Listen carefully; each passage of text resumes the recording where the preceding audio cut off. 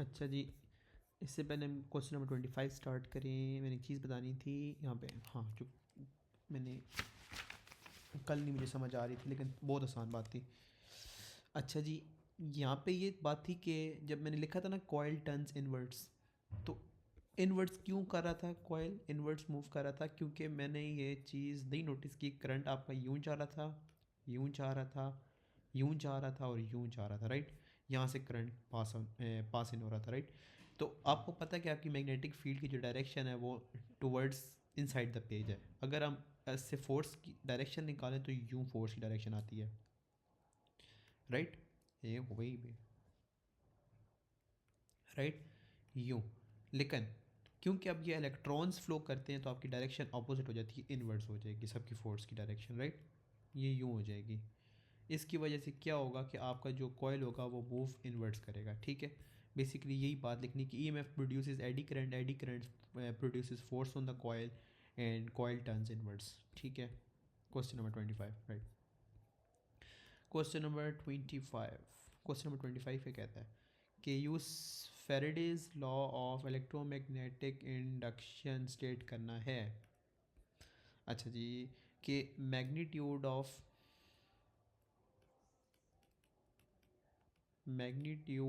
Induced current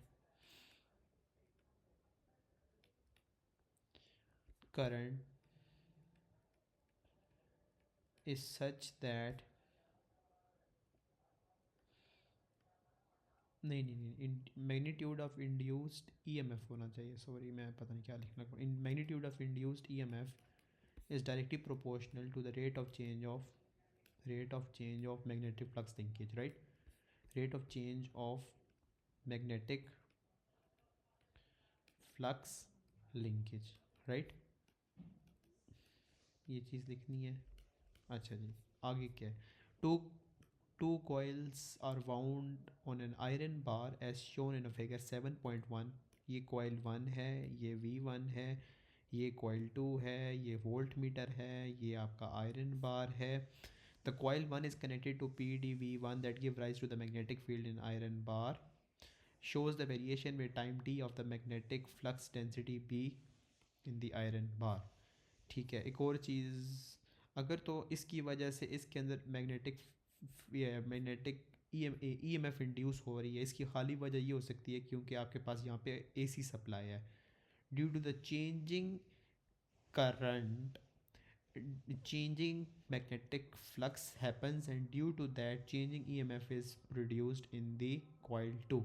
because of that voltmeter shows reading, because current induce होगा। Current के induce होने का मतलब है कि फोर्स अप्लाई होगी। अच्छा जी, यहाँ पे क्या है, ये है एक एक आपके पास यूँ अपवर्ड से आ रहा है। आगे ग्राफ ही बनवाना होना है इसने, और कराता क्या है इस ग्राफ के बाद। अच्छा जी, आगे आपके पास यूं है और फिर ये यूं है। मैं चेक कर रहा हूँ कि कहाँ कहाँ तक आएगा।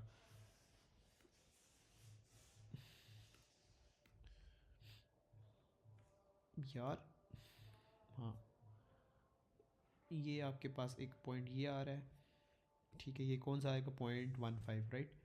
और ये आएगा 0.25, राइट। ये आएगा 0.15, राइट। अब क्या करना है कि क्वेश्चन के पर ये भी देख लेना। क्वेश्चन है 4 मार्क का क्वेश्चन है। Variation with V2 between t is equals to 0 and t is equals to 0.4 seconds, मतलब सारा बताना है। बेसिकली अब चेक कर लेते हैं कि ग्रेडियंट क्या इनका फ़ौरन के डबल है कि सिंगल है। मुझे तो फिलहाल ऊपर से अगर मैं देखूँ तो इसे पता है स्टीपर या डबल ग्रेडियंट होना चाहिए, बट स्टिल लेट्स कंफर्म कि इमेजिन कर लेते हैं। ये आप कर लेते हैं 1 कर लेते हैं और ये आपका 2 कर लेते हैं, जल्दी जल्दी 5 10 भी कर सकते हो, एक ही बात है। और पॉइंट्स ले लेता हूँ। 0.15, 0.15, 2 और एक पॉइंट आ जाएगा 0,0। तो ये 2 माइनस 0.15, राइट। ये बस आसान तरीका ऐसे भी कि ये कर लेते हैं कि change in Y upon change in X. एक तो ये आ जाएगा, आपके पास ग्रेडियंट आ जाएगा। लेट मी कैलकुलेट क्या आ रहा है, 2 अपॉन 0.15, 13.3 आ रहा है, बस चेक करना है हमने ग्रेडियंट आ क्या रहा है, डबल है कि ट्रिपल है क्या है। अच्छा जी,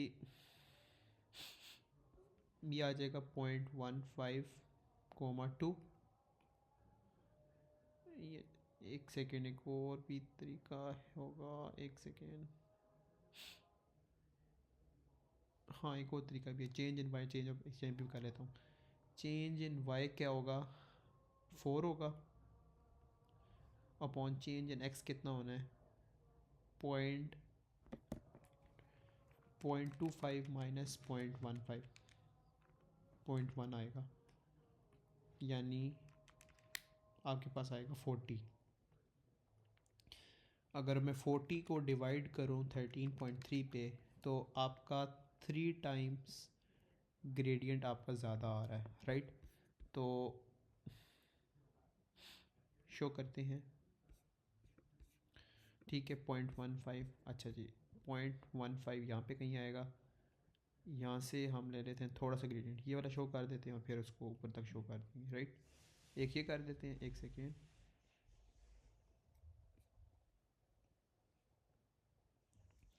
एक ये कर लेते हैं,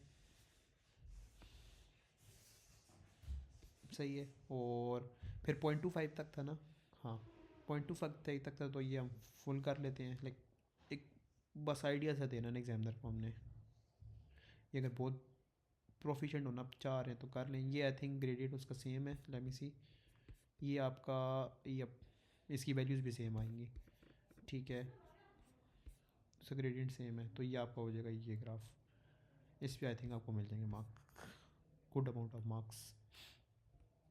टाइम देख लेना पेपर में, अगर होगा तो कर लीजिएगा, नहीं होगा तो छोड़ दीजिएगा। Coil B is now replaced with a copper ring that rests loosely on top of coil 1। Copper ring conductor आ गया है, आपके पास डीसी सप्लाई है, अच्छा जी ठीक है।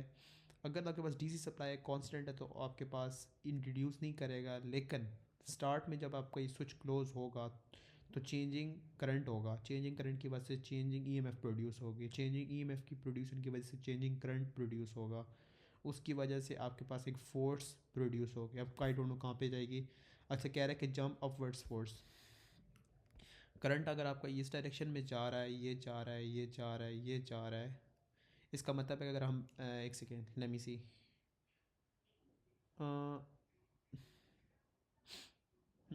अगर मैं राइट हैंड ग्रिप यूज़ करूँ तो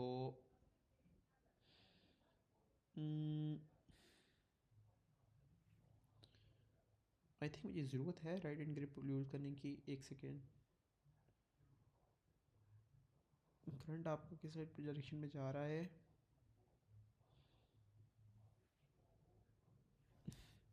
आई थिंक नहीं, इसने हमें खुद ही बता दिया, हमें यहाँ पे ये मेरी काम करने की ज़रूरत नहीं पड़नी चाहिए, हम खाली बता देते हैं कि इस स्टेप पे क्या होगा। सबसे पहले बताता हूँ, करंट की वजह से यहाँ पे चेंजिंग करंट की वजह से चेंजिंग ईएमएफ प्रोड्यूस होगी, उसकी वजह से क्या होगा कि आपके पास मैग्नेटिक फील्ड प्रोड्यूस होगी आयरन बार के अंदर, और उसकी वजह से आपके पास ईएमएफ इंड्यूस होगी कॉपर रिंग के अंदर, राइट। और जब आपके पास ईएमएफ इंड्यूस हो जाएगी कॉपर रिंग के अंदर, तो अब आपके पास यहाँ पे वो लेंजेस लॉ वाला काम आ जाएगा, जिसकी वजह से, क्योंकि ये कह रहे हैं ना कि आपका जो है कॉपर रिंग है वो जंप अपवर्ड्स कर रहा है, तो हम क्या लिखेंगे कि दोनों जो फील्ड्स है वो आपस में इंटरेक्ट कर रही हैं, लाइक जो फील्ड आपकी कॉपर रिंग में और जो फील्ड आपकी कॉयल में है वो आपस में इंटरेक्ट कर रही हैं और फोर्स प्रोड्यूस कर रही हैं अपवर्ड्स डायरेक्शन में, या खाली लिखते हैं फोर्स प्रोड्यूस कर रही हैं, राइट। हाँ, मार्किंग स्कीम कहती है कि changing current in coil causes changing field, ये तो अभी पता है, induced EMF in ring causes eddy current, ठीक है, magnetic field interact with the coil field, okay perfect, and cause upward force, मतलब जो बातें मैंने की हैं वही हर चीज़ इसमें मार्किंग स्कीम में भी लिखी हुई है कि व्हेन, एक सेकेंड रुकना, हाँ, व्हेन द स्विच्ड, ये मुझे रेड कलर पसंद नहीं आ रहा था, गंदा लगता है, व्हेन द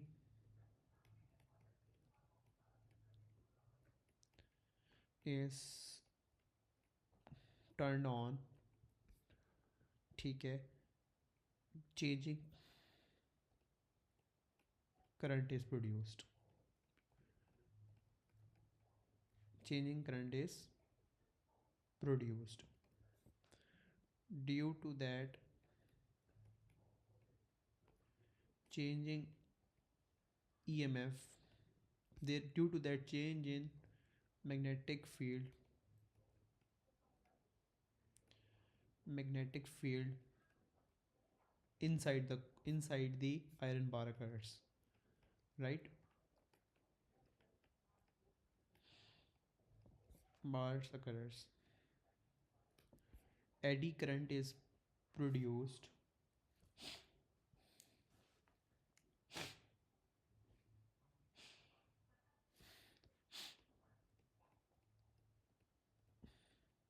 अच्छा जी, ये बात लिख के और फिर लिखेंगे both the fields,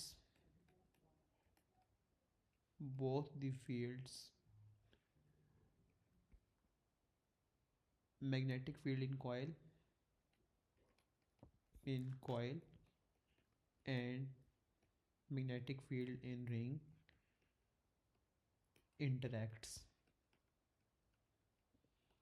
producing upwards force, producing नहीं causing upwards force, upwards force, ठीक है। और एक और तरीके से भी आंसर मैं दे सकता था कि induced current is such that direction of induce current is such that it always opposes a change that cause it. इसकी वजह से भी तो ये जंप करेगा ना, क्योंकि दोनों एज इलेक्ट्रोमैग्नेट्स काम कर रहे हैं, इलेक्ट्रोमैग्नेट और ये भी एज अ इलेक्ट्रोमैग्नेट काम करेगा, परमानेंट मैग्नेट्स के तौर पे काम नहीं कर रहे। अच्छा जी, आगे क्या है कि what would be the effect of repeating the procedure in part C1 within the terminals of the cell reversed। अच्छा जी, उसने क्या किया है कि एक सेकेंड में बताता हूँ उसने क्या किया है। ये उसने टर्मिनल्स आके कर दिए रिवर्स, राइट। यानी क्या किया है उसने कि आपके टर्मिनल्स यहाँ पे यूँ और यहाँ पे यूँ कर दिया। एक सेकेंड रुकना,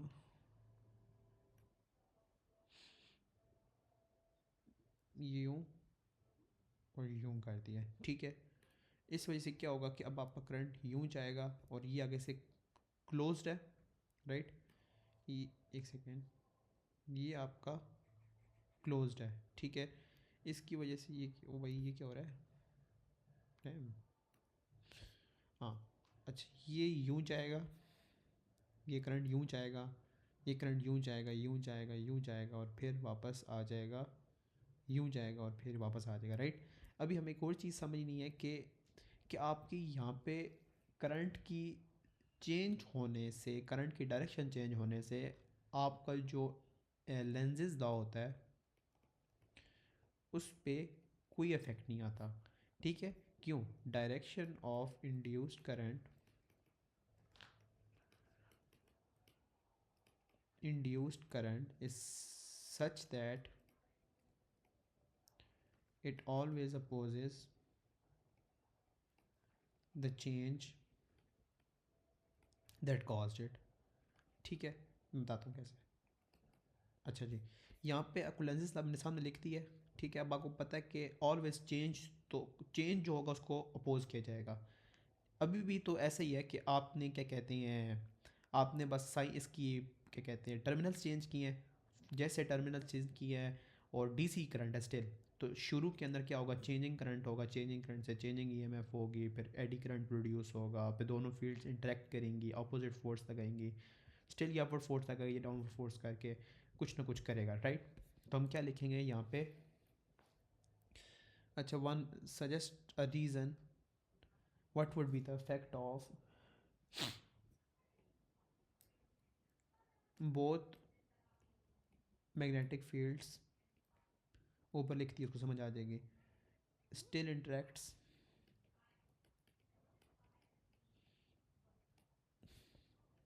causing upwards force, upwards force। बस बात अभी भी इतनी सी ही है, ठीक है। क्वेश्चन में ये थोड़ा सा पार्ट कह सकता हूँ ट्रिकी था, बाकी ये भी ट्रिकी था टू बी ऑनेस्ट। बाकी तो अच्छा, जिस बच्चे ने लाइक फर्स्ट अंदाज़ा सी किया ना कि ये डबल है, तो आई फील लाइक उसने भी यहाँ पे 2 मार्क लूज़ किए होंगे। तो ओवरऑल क्वेश्चन की डिफ़िकल्टी लेवल ज़्यादा था, कम नहीं था। अच्छा जी, क्वेश्चन नंबर 27 कॉल लेने दे भाई। क्वेश्चन नंबर 27 निकालिए। अच्छा जी, क्या है कि Faraday's law of electromagnetic induction, यहाँ पे फिर वही आएगा, क्या आएगा, इंड्यूस्ड, नहीं, induced EMF is directly proportional to the rate of change of magnetic flux linkage, right? Flux linkage 2 mark मिल गया आपको, अभी आसान पार्ट था। The diameter of cross sectional, ये डायमीटर दे दिया उसने। लॉन्ग सोलेनाइड है, करंट की डायरेक्शन दे दी है, 85 टन्स है। आई फील लाइक एनपीए कहीं लगवाएगा। The coil C with 85 turns, ठीक है। अच्छा ठीक है, उसने आपको ये भी दे दिया magnetic flux where current in solenoid is in ampere. Wow, show that the current is 2.8 ampere in a solenoid. The magnetic flux linkage is this. ठीक है, उसने हर चीज़ तो दे दी है। बेसिकली हम क्या करेंगे कि सबसे पहले हम मैग्नेटिक फ्लक्स लिंकेज निकाल लेते हैं। बी पाई इंटू 10⁻³ करंट उसने दे दिया है, ठीक है। आगे आ जाता है आपके पास एन बी ए आ जाएगा, राइट। और नहीं, मैग्नेटिक फ्लक्स लिंकेज,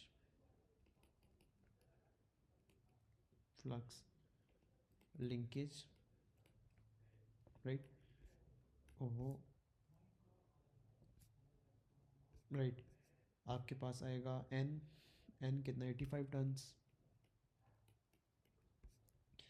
ये आ जाएगा पाई 10⁻³ into 2.8 into 2.8, right. Let me calculate, क्या आंसर आएगा। हम्म, हम्म, हम्म, हम्म। अच्छा जी, एक चीज़ मिस कर दी है।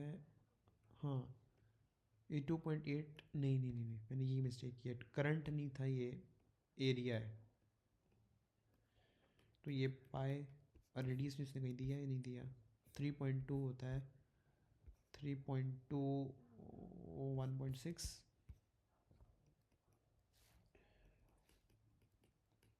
राइट। ये यूँ आएगा। लेट मी कंफर्म, पाई 2.8 बस, आई थिंक यही है, 6 × 10⁻⁻⁴ है, राइट। और आगे लिख देते हैं वेबर, WB शोन, राइट। आगे है आपका, अच्छा सिंपल फार्मूला लगाना है जो अपने आंसर पीछे निकाल आए हैं, राइट। और कितना निकाला हमने answer, 6⁻10,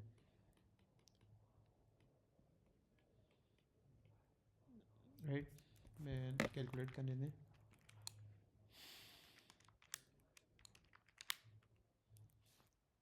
Mm, mm, mm.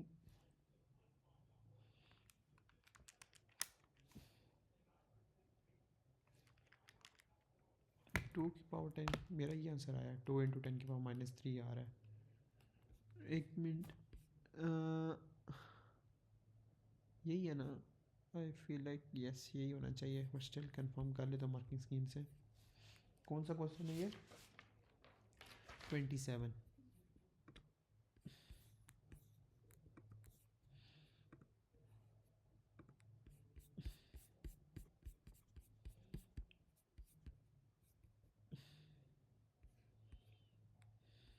I think मैं समझ गया हूँ मल्टीप्लाई बाई 2 क्यों होगा।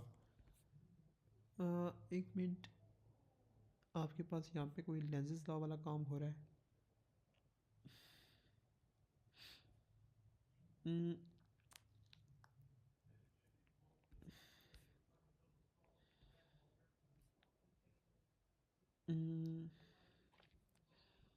ने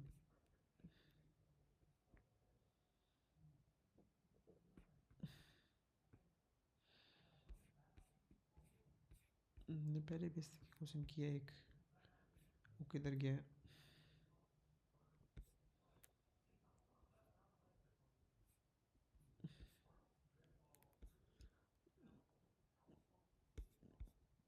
Where are you man?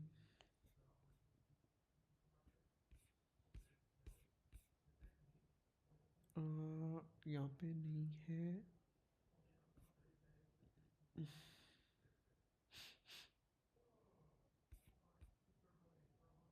यहाँ पे यूँ था, इसके अंदर हमने मल्टीप्लाई बाई 2 किया था क्योंकि इसके अंदर आपके पास लेंसेज लॉ वाला काम आ रहा था। इसमें कौन सा लेंसेज लॉ आ रहा है? मैं सरप्राइज्ड। किधर के कौन से क्वेश्चन पे थे हम?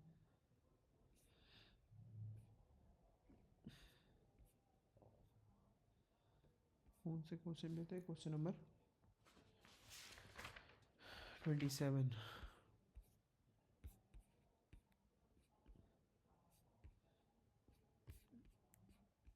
क्वेश्चन नंबर 27 ये था। यहाँ पे मल्टीप्लाई बाई 2 हो रहा है। एक सेकेंड, अच्छा ठीक है, ये लिखा हुआ है कि मीन ईएमएफ, ये इसका भी क्वेश्चन है ही नहीं। ठीक है ठीक है ठीक है ठीक है ठीक ठीक ठीक ठीक ठीक ठीक ठीक ठीक ठीक। ये मीन ईएमएफ के लिए क्या होता है कि आपके पास ना, ये अभी चैप्टर है ही नहीं, ये रूट मीन स्क्वायर में पढ़ेंगे। मैं भी कहूँ मल्टीप्लाई 2 क्यों हो रहा है भाई, कंफ्यूज कर दिया था। ये पॉइंट था, ठीक है, वरना मैं कहूँ ऐसा होता नहीं है, वरना लेंसेज लॉ के अंदर ये वो मल्टीप्लाई 2 कर रहा होता है। अच्छा जी, आगे क्या है? उसमें भी कहीं ये तो नहीं लिखा हुआ था एवरेज? ठीक है, इसमें भी यही लिखा हुआ था यार। ये भी चीज़ अब याद रखनी है, जहाँ एवरेज का वर्ड आ जाए वहाँ मल्टीप्लाई बाई 2 ही करना है। ठीक है, ये मैं ना यहाँ पे हाईलाइट कर देता हूँ। ठीक है, ये अभी चैप्टर का वो वाला पार्ट हमने पढ़ा ही नहीं है जिसके अंदर ये एवरेज का पार्ट आता है। ठीक है, आगे क्वेश्चन क्या कहता है आपका?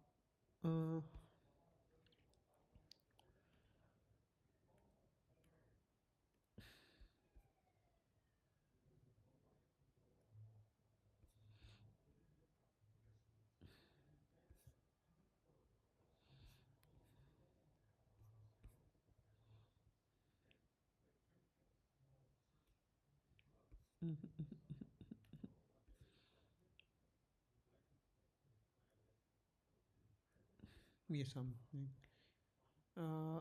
थोड़ा सा, यप, ये सेंटर टू सेंटर में लाया हमने। और कौन सा पॉइंट है? 0.6 से लेके 1 तक लेके जाना है, 0.6 से लेके 1 तक, 0.6 से लेके 1 तक लेके जाना है। ठीक है, फिर क्या है? 1 से लेके 1 से लेके जाना है। हाँ, 1 से लेके लेके जाना है 1.6 तक, 1.6 तक एक पॉइंट लगा लिया हमने। 1.6 से फिर स्ट्रेट लाइन होगी। ठीक है, जहाँ पे स्ट्रेट लाइन होगी तो हमें पता है, तो ये हमें भी स्ट्रेट लाइन कर लेते हैं। और कौन सा स्ट्रेट लाइन होगी हमारी? 0.6 से, नहीं नहीं, हाँ, 0.6 से 1 पॉइंट, नहीं नहीं, 0.6 से 1 तक होगी। ये हमारी अभी स्ट्रेट लाइन है। ठीक है, 4 मार्क का है ना, ध्यान से करना पड़ेगा। अच्छा जी, अभी यहाँ पे भी स्ट्रेट लाइन है एक, तो ये भी स्ट्रेट लाइन कर लेता हूँ। राइट, सही है। और फिर आगे हमें क्या चीज़ की ज़रूरत है कि ग्रेडियंट, आपको ये स्टीपर है, ये नॉन स्टीप है, और मुझे फील लग रही है कि ये ग्रेडियंट डबल होगा इससे। ये तो मुझे चेक करना पड़ेगा कि डबल है कि ट्रिपल है, क्या है। Change in Y and change in X करता हूँ, ये कितना आएगा? 2.9 नहीं 2.8, 2.8 प्लस 2.8 मल्टीप्लाई बाई 2.8 5.6 और divide by change in Y कितना होगा ये 0.24। अच्छा जी ये किस तरह होगा 0.4 कितने बॉक्सेस के लिए 1 नहीं ये होना चाहिए 1 2 3 4 5 6 7 7.5 बॉक्सेस 3। अच्छा 5.6 डिवाइड बाई 3 कितना आ रहा है 1.86 आ रहा है। ये हमारा ग्रेडियंट इसका है। अब इसका ग्रेडियंट निकालते हैं तो चेंज है वो तो ऊपर 5.6 ही आएगा, नीचे कितना आएगा 1.6 माइनस 1.6 आएगा। तो यानी 5.6 divided by 0.6 9.3 9.3 divided by 1.86 is 5 times, right? तो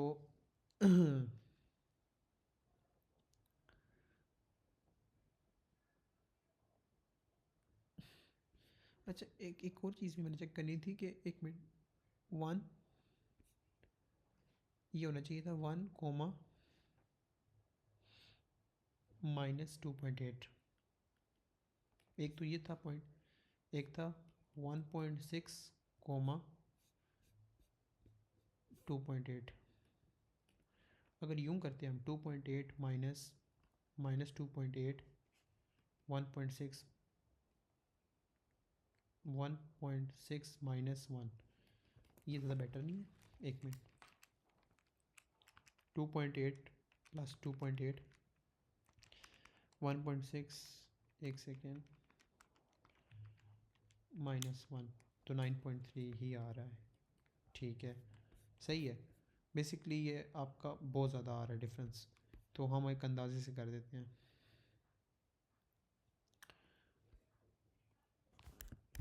राइट और कितना होगा ये डिक्रीजिंग ग्रेडियंट है और इसका बनाना भी ज़्यादा है।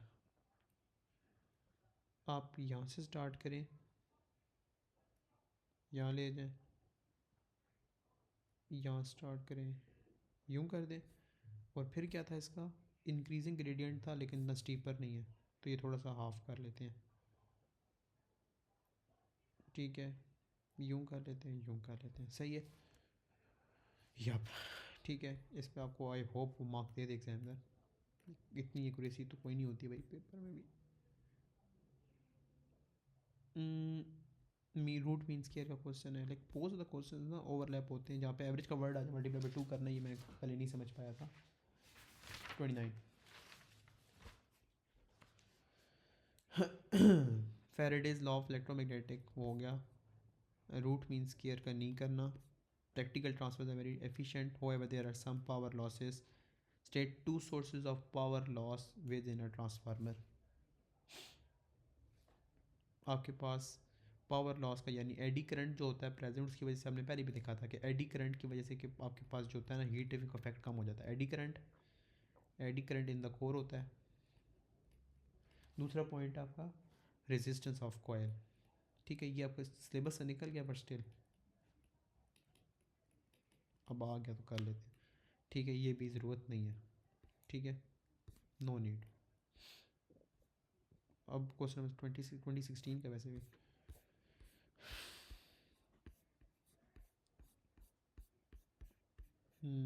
अब कौन सा question, question number 34। Question number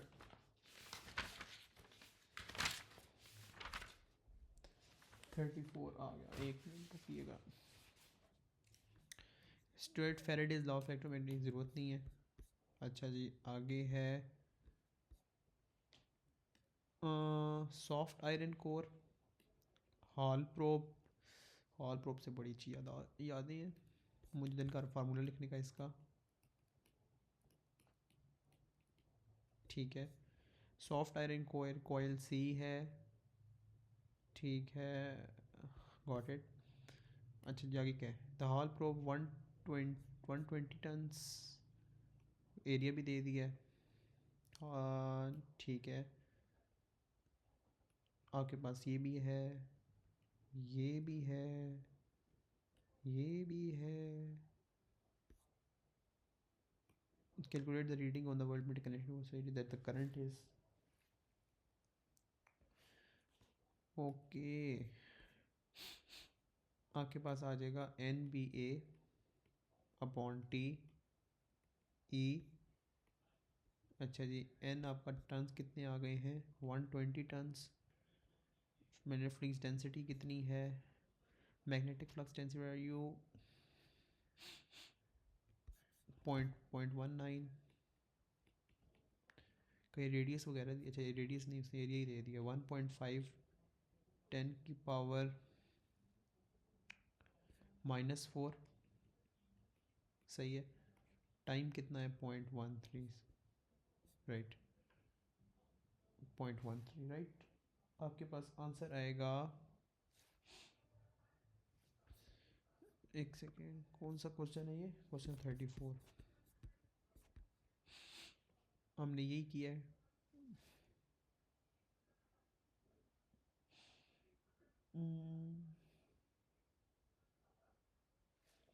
अच्छा जी, 0.19, 1.5, 1.2। एक सेकेंड, 0.19, 1.120 आई थिंक। एक सेकेंड, ये आपके पास वो वाला क्वेश्चन है ना? Calculate the reading on a volume during the time that the current is changing. अच्छा, ये वो है ना आपके पास जो है लेंजेस लॉ वाला है, राइट? लेंजेस लॉ के लिए पहले भी बताया कि आपने मल्टीप्लाई बाई 2 करना ही करना होता है। Let me calculate.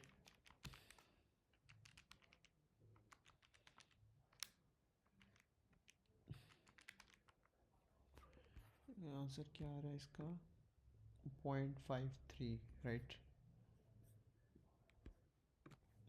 0.53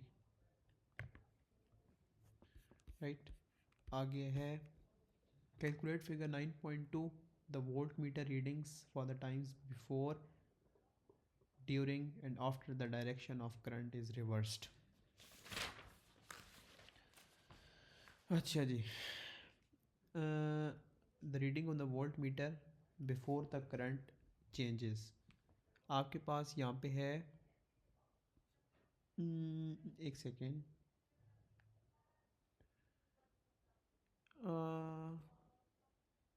before the current changes, तो आपके पास reading on the volt meter क्या होगी? During current change when current is 0,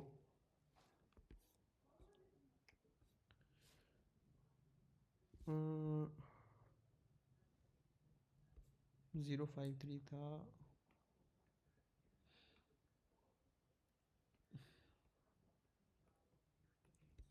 right. इसको पढ़ते हैं आराम से। आफ्टर द करंट चेंजेस, जब करंट चेंज होगा तो अच्छा जी, reading on the volt meter बतानी है आपने पहले। बिफोर द करंट चेंजेस, एक minute, the volt meter reading for the times before and after the direction of the current is reversed.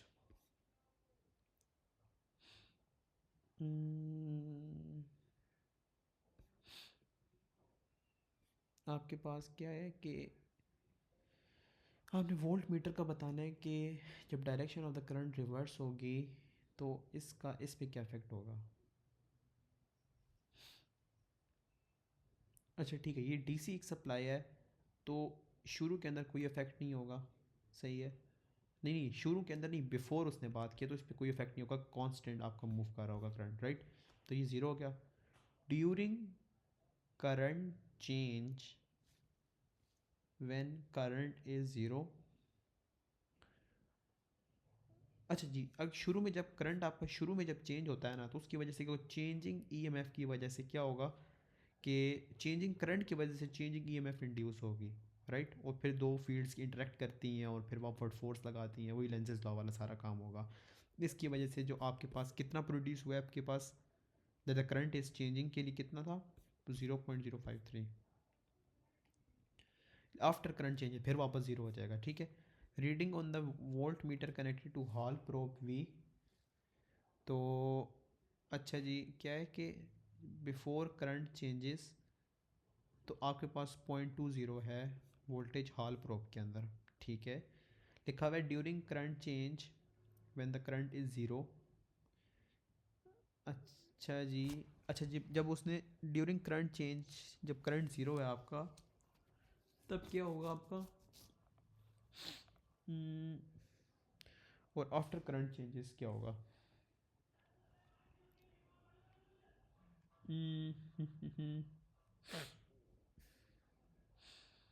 Reading on the volt meter connected to Hall probe, ये मैं मुझे नहीं idea इसका है ना ख़ास। ये वाली नीचे इस चीज़ का मैं नहीं लगा पा रहा आइडिया। इसका तो 100% है, जो मैंने रीजनिंग दिया परफेक्ट है, इसकी मैं समझ के फिर बताता हूँ आपको। और फिर नमाज़ का टाइम हो रहा है, नमाज़ पढ़ के फिर कंटिन्यू करते हैं फर्दर। ये पार्ट मैंने अंडरस्टैंड कर लिया है। अच्छा, इस पार्ट में यूँ था कि सबसे पहले तो मैंने एक चीज़ हाईलाइट कर देता हूँ, किससे करूँ, ग्रीन से, चलो। अच्छा, जब भी आपके पास ये लफ्ज़ यूज़ होगा ना रिवर्स्ड का या फिर एवरेज का, मीन का, इस तरह का कोई भी लफ्ज़ यूज़ होगा, आप लोगों ने मल्टीप्लाई बाई 2 करना है। इसका मतलब होता है कि आपके पास जो चेंजिंग आपके पास फील्ड हो रही है ना, उसकी वजह से क्या होगा, लाइक मैं बताता हूँ कैसे होता है।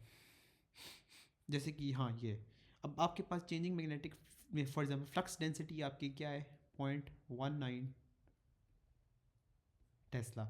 लेकिन जब इसकी आप चेंज करेंगे ना, अपने पास करंट की डायरेक्शन चेंज करेंगे, तो क्या होगा कि आपका जो होगा ना मैग्नेटिक फ्लक्स डेंसिटी, उसकी थोड़ी, उसकी भी पोलैरिटी जो होगी वो यूं करके चेंज होगी, ठीक है। एक तो बात मैंने ये बतानी थी। अच्छा जी, अब यहाँ पे क्या होगा कि आपके पास जो था ना, क्या कहते हैं, चलो ये जानने की ज़रूरत नहीं है, खाली ये जानने की ज़रूरत है कि दोनों कॉइल्स एक साथ मौजूद हैं, तो क्या होगा कि आपके पास जो चेंजिंग फील्ड होगी ना, एक सेकेंड रुकिए, यूँ समझें, यूँ है, ठीक है, यूँ। अच्छा जी, ये कैसे होगी, ये यूँ निकल रही होगी, एक यूँ निकल रही होगी, यूँ और यूँ, क्योंकि अब इसकी डायरेक्शन आपकी अपवर्ड साइड से आ रही है। लाइक इमेजिन करिए क्लोज है, यूँ आपका करंट फ्लो करेगा, राइट। और अगर आप राइट हैंड ग्रिप रूल का इस्तेमाल करें तो आपको पता लगेगा कि आपकी डाउनवर्ड साइड के ऊपर क्या है, आपकी, आपका है नॉर्थ पोल है, ऊपर साउथ पोल है, और आपकी जो फील्ड लाइन होगी उसकी डायरेक्शन क्या होगी, यूँ होगी, ठीक है। आपको इतना तो समझ आ गया होगा। इसकी वजह से क्या होगा कि आपके पास जो ऊपर एक फोर्स की डायरेक्शन होगी वो अपवर्ड्स होगी, नीचे वाला एरो एक नीचे की तरफ जाएगा, ठीक है। इतनी सी बात क्लियर हो गई है। अच्छा जी अब यहाँ पे क्या होगा कि जो आपकी सबसे पहले अगर मैं वोल्ट मीटर की बात करूँ, राइट, ये जो ऊपर लगा हुआ है सारा सिस्टम, इसमें क्या होता है कि आपको पता होता है कि अगर जब आपका, क्या कहते हैं, अभी फॉर एग्जाम्पल ये डीसी सप्लाई है ना, तो अगर तो आपके पास एसी सप्लाई नहीं है, डीसी सप्लाई है, और इससे आपका करंट फ्लो कर रहा है, तो अभी ये कांस्टेंट रहेगा, राइट। यहाँ पे वोल्ट मीटर की जो रीडिंग होगी वो ज़ीरो होगी। लेकिन जब आपके पास ये अभी क्लोज होगा, लाइक अभी क्लोज हुए, like with in 1 second, 2 second, 3 seconds में आपका क्या होगा, चेंजिंग करंट होगा, उसकी वजह से चेंजिंग ईएमएफ होगी, और आपके पास चेंजिंग ईएमएफ से चेंजिंग, क्या कहते हैं, आपके पास आएगा, sorry, changing magnetic flux density होगी, फिर चेंज इन मैग्नेटिक फ्लक्स होगा, राइट, फिर चेंज इन इंड्यूस ईएमएफ होगी, करंट इंड्यूस होगा, उसकी वजह से आपके पास वोल्ट मीटर की कुछ थोड़ी देर के लिए डिफ्लेक्शन आएगी, और फिर वो वापस ज़ीरो पे चली जाएगी, ठीक है। तो आपके पास कितनी डिफ्लेक्शन आएगी, ये आपके पास आपने आंसर पीछे निकाला हुआ था, राइट। अब क्या है कि before current change is zero, after during the current change आपके पास ये आ रहा है, और आफ्टर द करंट चेंज फिर वापस ज़ीरो हो जाएगा। अब यहाँ पे, अब आपको पता है कि हॉल प्रोब के लिए मैंने यहाँ पे फॉर्मूला लिखा था, हाँ, हॉल वो जो होता है वो डायरेक्टली प्रोपोर्शनल होता है करंट के, hall volt hall directly proportional होता है मैग्नेटिक फ्लक्स डेंसिटी के, ठीक है।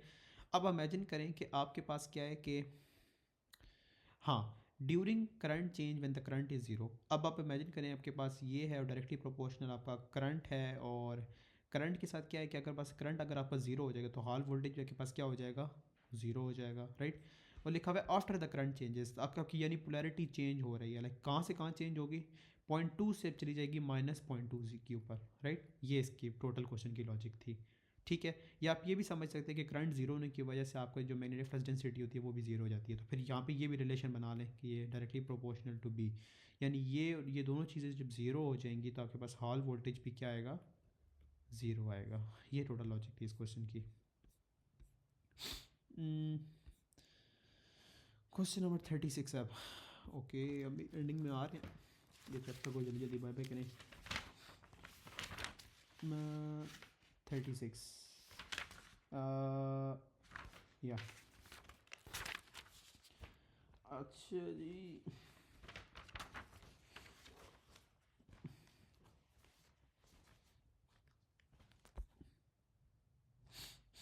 अच्छा जी, सबसे पहले क्वेश्चन क्या कहता है कि hall probe is placed near the one end of the solenoid that has been wound on a soft iron core as shown in a figure 9.1, ठीक है। The current in a solenoid is switched on, the hall probe is rotated until the reading on the hall voltage in the voltmeter is maximum. The current in the solenoid is then varied, causing magnetic flux density to change. The variation with time t of the magnetic flux density B at hall probe is shown in figure 9.2, ठीक है जी। आपके पास you show हो रहा है, ठीक है। आगे लिखा हुआ है time T is equal to zero, Hall voltage आपकी क्या आएगी, ये आएगी, सही है। On figure 9.3 draw line to show the variation with the time of Hall voltage for time T is equal to zero to time T is equal to, हाँ 4। अच्छा जी, यहाँ पे मैं एक मिनट निकाल लूँ, ओके। सबसे पहले आपका T1 तक एक स्ट्रेट लाइन आएगी, ठीक है, स्ट्रेट लाइन आ गई है। आगे आपके पास एक सेकेंड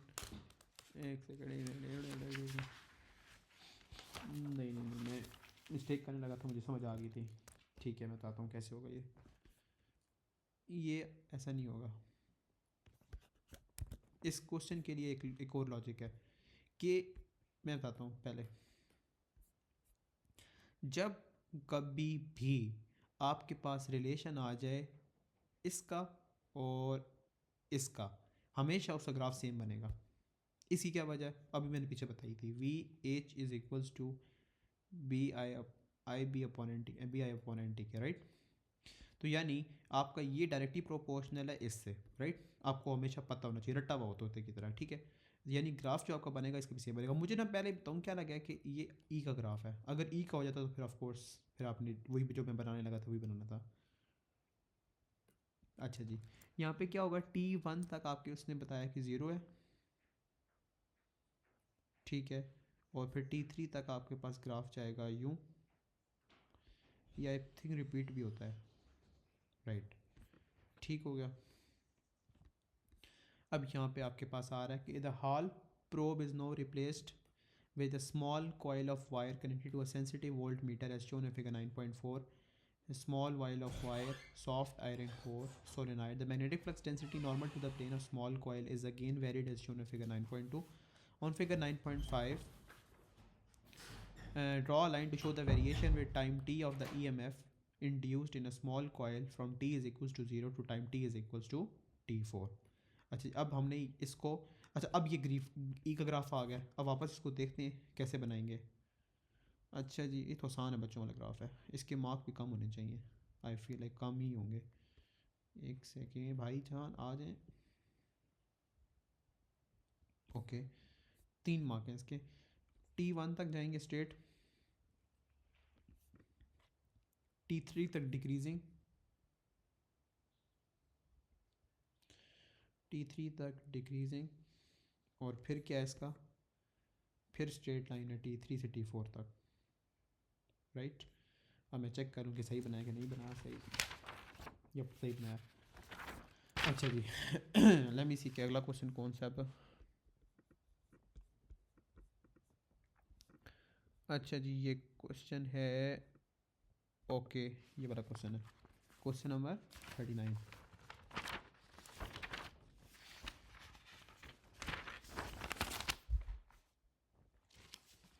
अच्छा जी,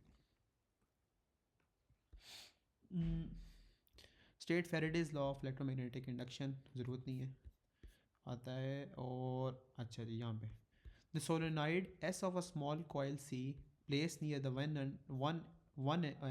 वन ऑफ इट्स एंड्स, ठीक है। कॉइल सी के 63 टन है, सोलेनॉइड के पास मौजूद है, एसी सप्लाई है आपके पास, ओके। बाकी आपको पता है क्या क्या होता है कि कॉइल सी का उसने एरिया बता दिया है, 63 टन्स हैं आपके पास, फार्मूला गिवन है, ठीक है। Current is in ampere in a solenoid S है, the variation with time t of the current in solenoid S is shown in figure 11.2, ठीक है जी, हर चीज़ दे दी है। देयर इज़, अच्छा जी क्या है कि there is no electromagnetic force induced in coil C, there is no, क्या है कि there is no electromagnetic force EMF induced in coil C. तो कौन कौन से टाइम के ऊपर ऐसा हो रहा है कि आपके पास नो ईएमएफ इंड्यूस होगी, राइट। अब यहाँ पे आई फील लाइक यहाँ पे आपके पास ना ये जो पॉइंट्स होते हैं यहाँ पे आप हमेशा मैक्सिमम होती है, ठीक है, मैक्सिमम मैक्सिमम, ठीक है। ये वो पॉइंट्स होते हैं आपके जहाँ पे ज़ीरो होती है, होती ही नहीं है, ठीक है। मैंने एक फॉर्म्स फिल कर करके एन स्लैश ये लिख दिया, ठीक है। यहाँ पे भी नहीं होती, सही है। तो आप क्या लिख सकते हैं, T1 लिखते हैं और T3 लिखा जा सकता है, T5 भी लिखा जा सकता है, T1 T5 लिखते हैं। मैं चेक भी करता हूँ कि सही भी लिख रहे हैं कि नहीं। The E M F is maximum but with opposite polarities, अच्छा जी अगर आपकी अपोजिट पोलैरिटीज़ हैं तो T2 कर लें और T2 T4 T6,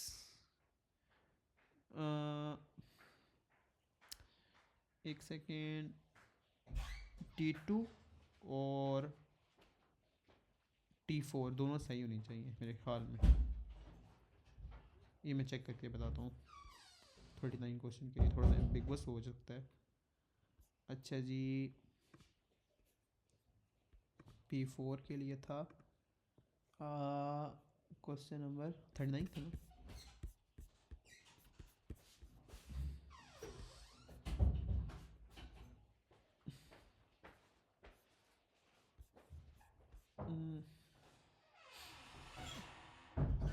T2 to T4 सही है, और T1 T3 T5 T7, T2 and T4 हमने सही लिखा है, T2 एंड T4 परफेक्ट। अब एक ऊपर जाएगा एक नीचे जाएगा, सही है।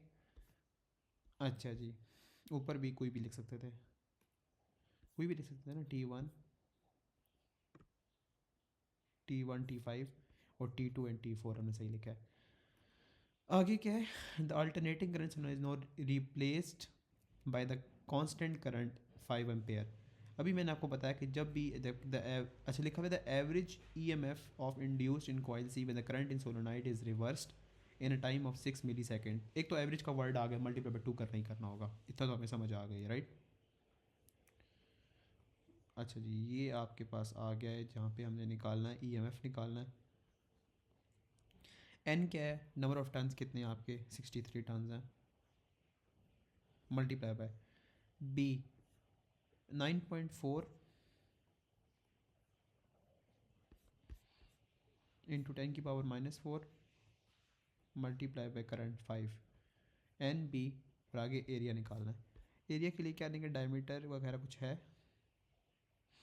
हाँ है 3.6 का यानी 1.8 10⁻⁻² मल्टीप्लाई बाय पाई, ये आ गया आर स्क्र, टाइम आ गया 6 इंटू 10⁻⁻3, राइट।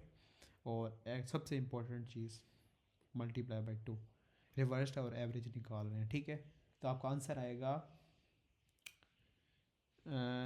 0.10, ठीक है। ये आपका आंसर था इस क्वेश्चन का। ये थोड़ा सा ट्रिकी पार्ट था एक, और ये पार्ट बाकी तो बच्चों वाला था क्वेश्चन।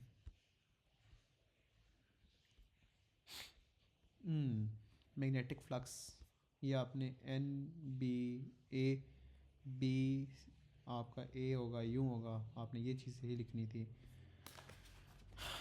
अच्छा जी मैं निकालूँ 41,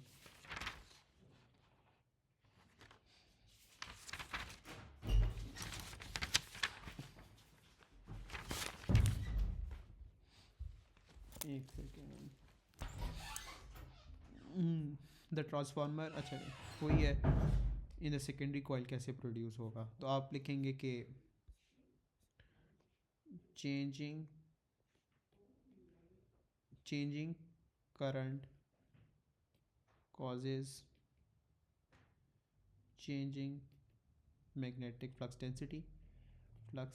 density.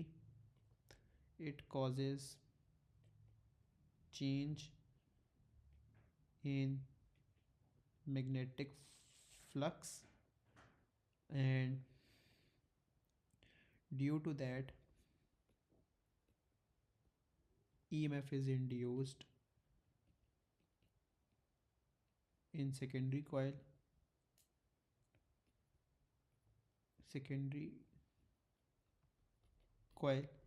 और हाँ बस यहाँ पे यही सही है. Why EMF in secondary coil is not constant. आपके पास AC सप्लाई है, चेंजिंग करंट, आगे वही same story. Why the soft iron core is laminated, lamination कराई जाती है हीटिंग इफेक्ट को ख़त्म करने के लिए, राइट, को ख़त्म करने के लिए, right.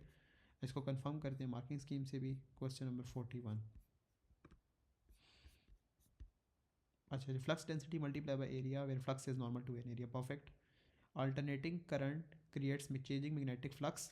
Core links magnetic flux with secondary coil.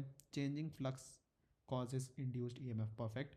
Rate of change of flux is not constant. Induced EMF is proportional to the rate of change of flux. ठीक है, बात वही है कि आपकी जो rate of change of flux है वो कांस्टेंट नहीं है, क्योंकि एसी सप्लाई है, और जो आपके पास ईएमएफ इंड्यूस हो रही है, ईएमएफ जो इंड्यूस हो रही है वो proportional rate of change of flux है, राइट.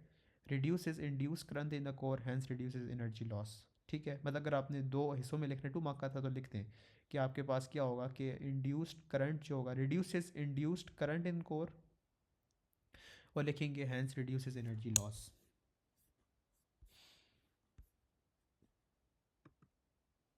क्या लिखना था, reduces induced current,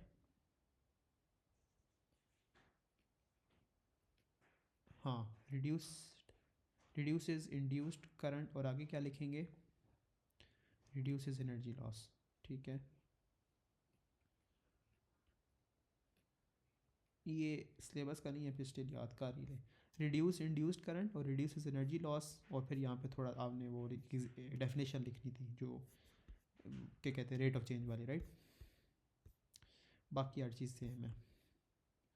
question number 42. अच्छा जी, ये करते हैं. ये है आपके पास a small coil is place close to one end of the solenoid connected to power supply. The plane of the small coil is normal to axis of solenoid display. ठीक है, स्मॉल कॉइल है, solenoid है, AC supply है, बाकी कहानी आपको पता है. उसका ग्राफ आपको उसने दे दिया है. फेरेडेज लॉ ऑफ इलेक्ट्रोमैग्नेटिक, वो भी आसान सा है. अच्छा, आगे है sketch the grade show the variation में टाइम टी. आपने बस ग्राफ ही ड्रॉ करना है. अच्छा जी, 4 मार्क का ग्राफ है. T1 से पहले पहले तक, T1 से पहले पहले तक ना, हाँ सही है.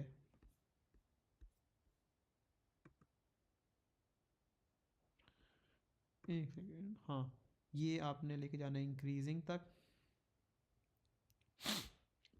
ठीक है, इंक्रीजिंग तक लेके जाना है. अंदाजे से ले जाएं, फिर कितना कितना लेके जाना है. 5 बॉक्सेस छोड़ देने हमने, इधर इतनी छोड़े हैं.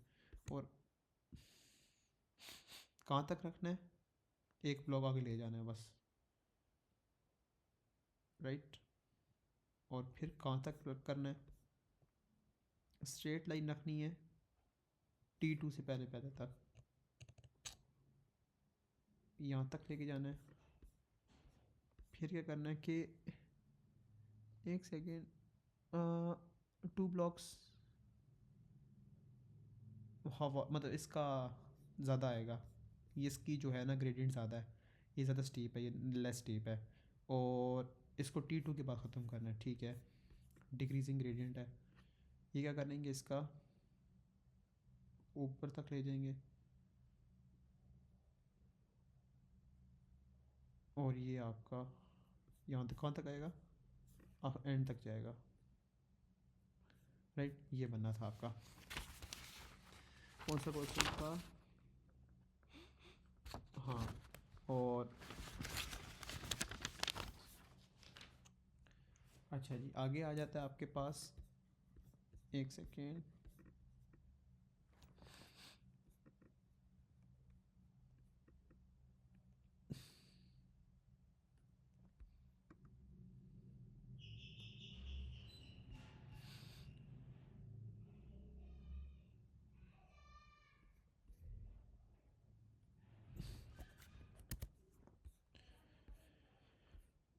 नहीं नहीं भाई, नीचे आ जाओ। ओहो, क्वेश्चन खोल दिया मेरा। हाँ, अब हमने क्या है, क्वेश्चन क्या है, किस बारे में है? उसने कहा है कि hall probe maximum varies again. Hello. अच्छा, वी एच आपने बताना है, मतलब मैंने अभी बताया था वी एच कैसे होता है। बी, बी के ग्राफ की तरह आपके पास है आ, आ, आ, आ, हाँ, एक और भी होता है V H directly proportional to current, right. दो होते हैं ना, वी एच का फार्मूला क्या है, B I upon N T Q है, राइट। अच्छा जी, इसको सेम ग्राफ बनेगा ये वाला, टी वन तक जाएगा,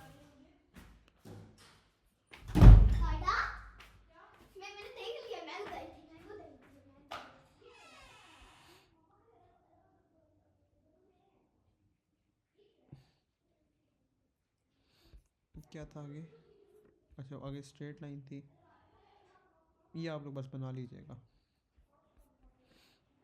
और फिर वो टी टू तक गया है, ठीक है।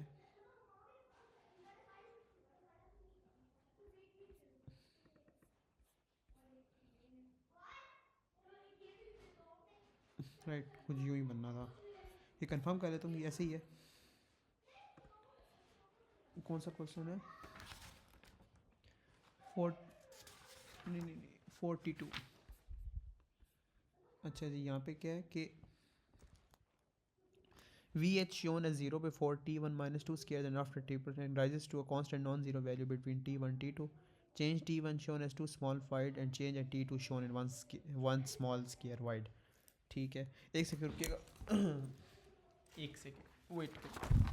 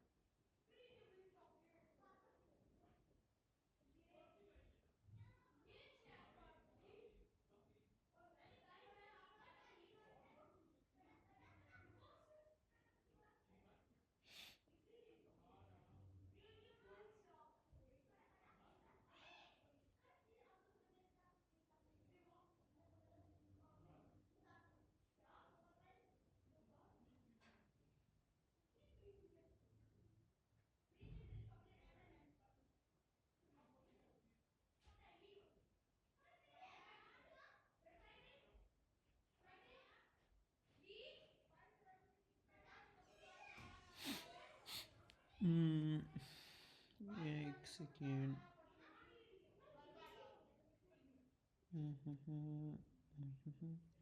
अच्छा जी, वापस आओ जी।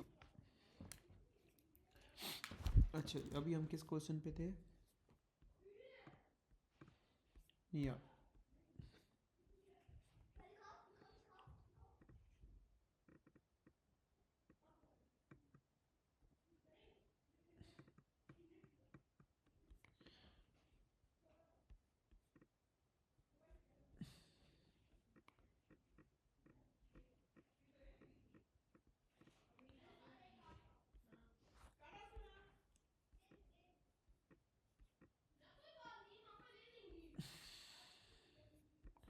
कौन सा क्वेश्चन बचता है?